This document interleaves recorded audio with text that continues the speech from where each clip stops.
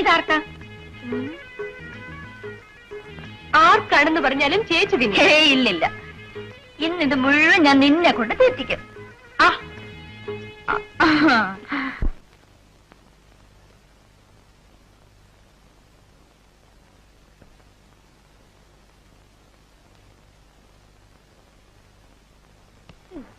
ചേച്ചി കിടന്നോളൂ.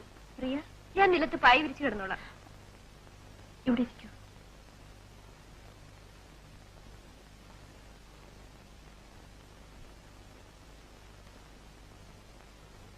എന്താ ചേച്ചി?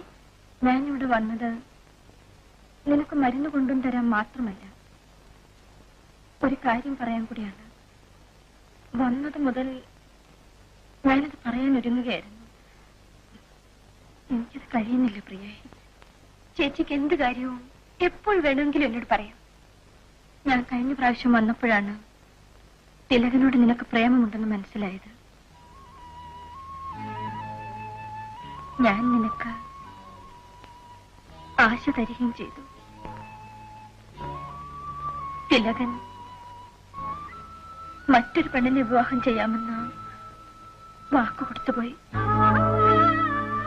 ആ വിവരം ഞാൻ ഈടെയാണ് അറിഞ്ഞത്. പ്രിയ അവനെ സ്നേഹിക്കുന്നുണ്ടെന്ന് അവനറിയില്ലായിരുന്നു. ചേച്ചി, ചേച്ചി വിഷമിക്കരുത്. ഒരു പെണ്ണിനെ സ്നേഹിച്ച് വിവാഹം ചെയ്യാമെന്ന് വാക്ക് കൊടുത്ത ശേഷം അത് ഉപേക്ഷിക്കണമെന്ന് ഞാൻ എങ്ങനെ പറയും?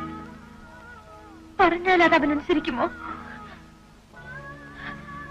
ചേച്ചി ഒരിക്കലും അങ്ങനെ പറയരുത്. എന്നെ ഓർത്ത് ദുഃഖിക്കുകയും വരുത്. ചേച്ചി കിടക്കൂ, ഞാൻ ലൈറ്റ് അണയ്ക്കാം.